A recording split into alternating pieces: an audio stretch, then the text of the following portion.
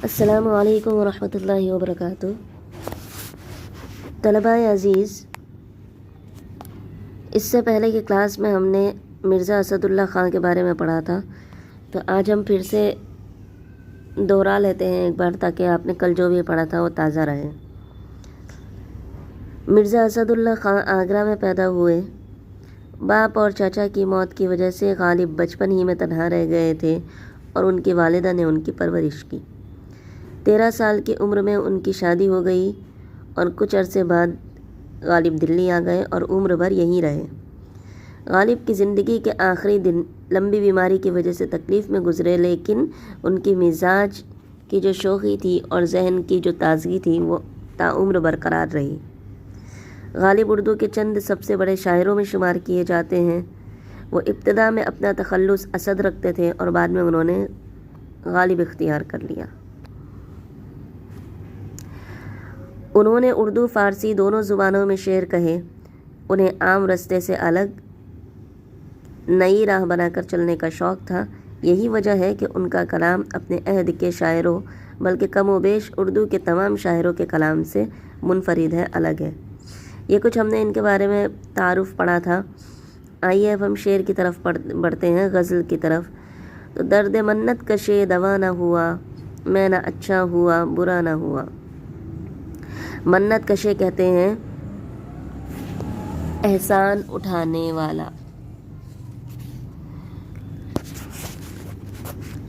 दर्द इश्क को दवा का एहसान नहीं उठाना पड़ा, जो कि हमारे लिए बहुत अच्छा हुआ। जो हमारा दर्द है, इश्क का जो मेरा दर्द है, उसको दवा का एहसान नहीं उठाना पड़ा। मेरा वो दर्द दवा से भी अच्छा नहीं हुआ। ये बहुत अच्छी बात है, क्योंकि इश्क के लिए इश्क की कसक जो होती है, जो लज्जत होती है, जो दर्द होता है, वो तकलीफ़ देने वाली होती है, लज्जत देने वाली नहीं होती है। तो वो दर्द हमें बहुत अच्छा लगा। अच्छा हुआ कि कोई भी दवा हमारा इलाज नहीं कर पाई, तो ये मेरे हक़ में बेहतर ही हुआ है।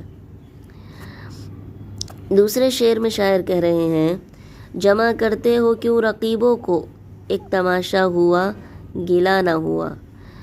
इसमें शायर अपने एक मखसूस अंदाज में कह रहे हैं कि ए मेरे महबूब, अगर तुम्हें मुझसे शिकवा है, शिकायत है, तो उन्हें अकेले में मुझे बता देते।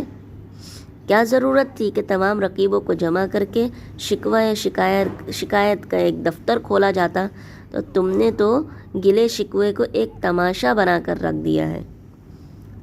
कह रहे हैं कि अगर तुमको मुझसे कुछ शिकायत थी, कुछ शिकवा था, तो मुझे अकेले में आकर बताते, मगर तुमने इसके बजाय क्या किया, तुमने रकीबों को जमा करना शुरू किया और मेरी शिकायत के ढिंढोरे पीटते गए। शिकायत को इस तरह से तुमने लोगों के सामने बयान किया कि गोया कि तुमने तो शिकायत का एक दफ्तर खोल लिया है और एक तमाशा गाह बना कर रख दिया।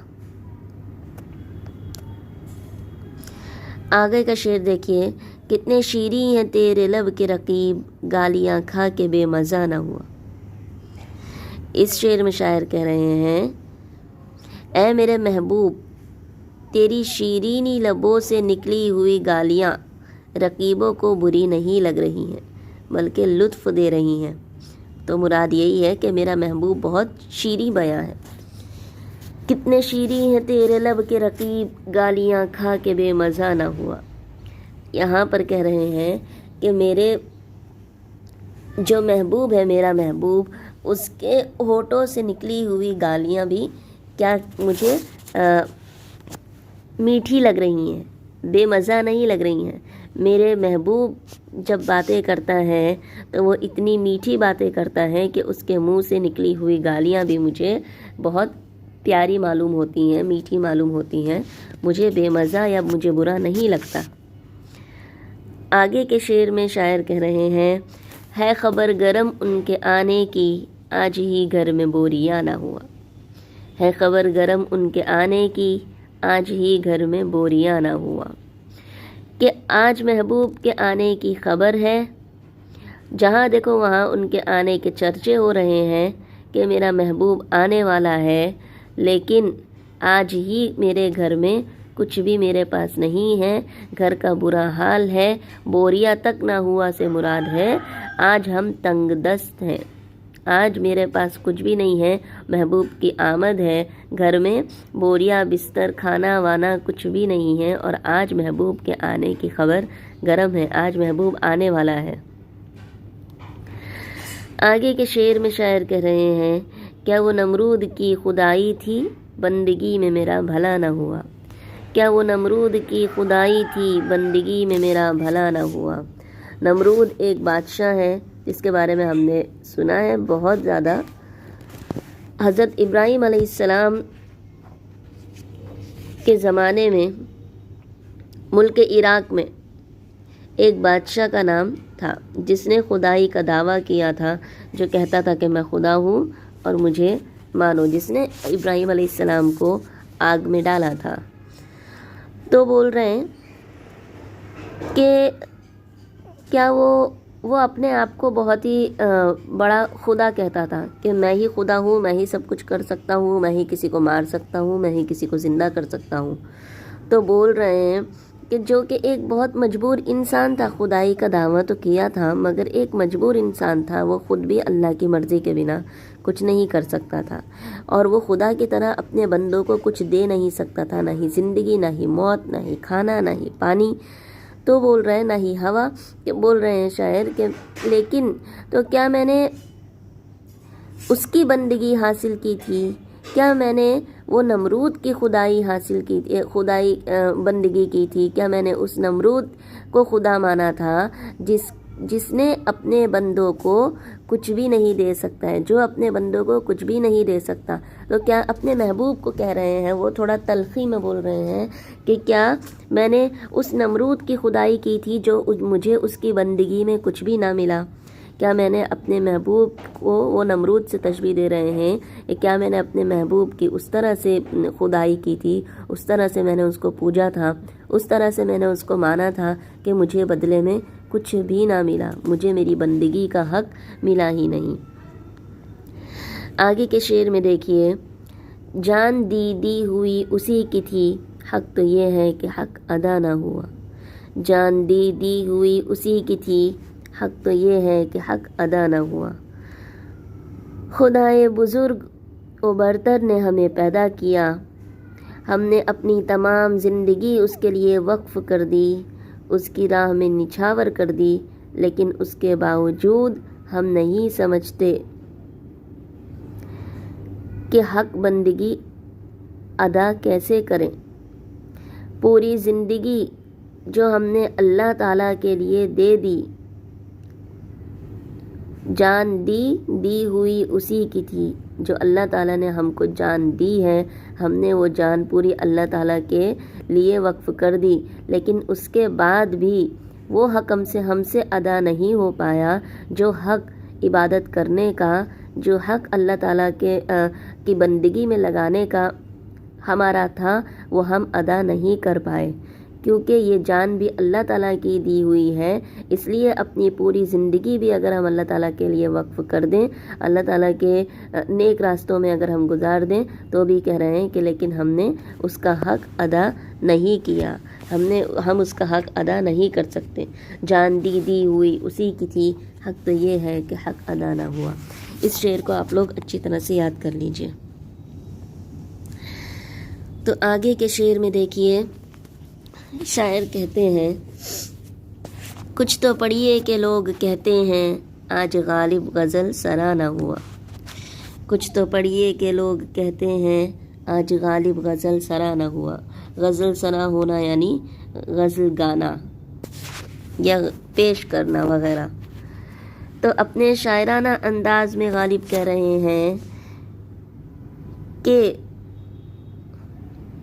غالب کے مرنے کے بعد لوگ بولیں گے، اس کی تعریف کریں گے کہ پڑھو، کوئی ہے غالب کا شعر پڑھنے والا، کہ کوئی غالب کا شعر پڑھنے والا ہے کہ پڑھو، اگر اس کا کوئی شعر پڑھنے والا ہو، کیونکہ اس کی طرح کوئی آج شعر اپنا کلام بیان کرنے والا نہیں ہے۔ شاعرانہ تعالی میں بھی غالب مختلف انداز اختیار کرتے ہیں۔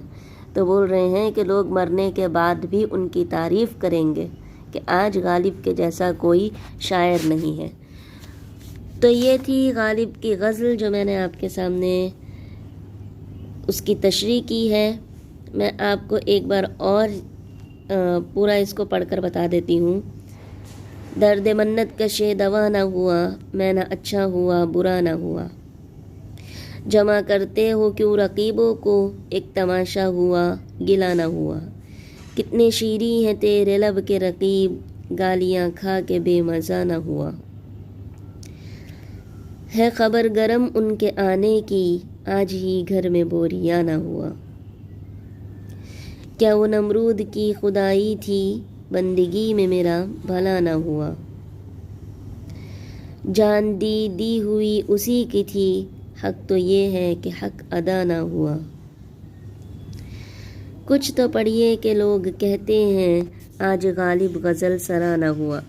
اس میں دیکھیے آخری مصرے میں، غزل کے آخری مصرے میں آج غالب غزل سرا نہ ہوا، اس میں غالب جو ہے وہ تخلص ہے۔ تو اسی طرح سے ہر غزل میں اپنے ہر کلام میں شاعر آخری مصرے میں، آخری دو شعر کے مصرے میں اپنا تخلص رکھتے ہیں، تو جو ان کا نام آتا ہے اسے کہیں گے تخلص۔ جس طرح سے ان کا نام ہے مرزا اسد اللہ خان، انہوں نے اپنا تخلص غالب رکھا ہے۔ تو ایسی چھوٹی چھوٹی باتوں کو آپ لوگ یاد رکھیے۔ اور یہ تھا ہمارا آج مکمل ہو گیا ہے ہماری غزل۔ انشاءاللہ آنے والے آئندہ سبق میں ہم دوسری غزل پڑھیں گے، تب تک کے لیے آپ کو اس کو یاد کر لینا ہے، اچھی طرح سے ذہن میں بٹھانا ہے، 2-3 بار خود سے بھی شعر کو سمجھنے کی کوشش کیجئے، انشاءاللہ اس سے آپ کو بہت مدد ملے گی۔ شعر کو یاد کیجئے، اشعار کو یاد کیجئے، انشاءاللہ اردو بولنے میں تسلسل قائم ہوگا۔ السلام علیکم ورحمۃ اللہ وبرکاتہ۔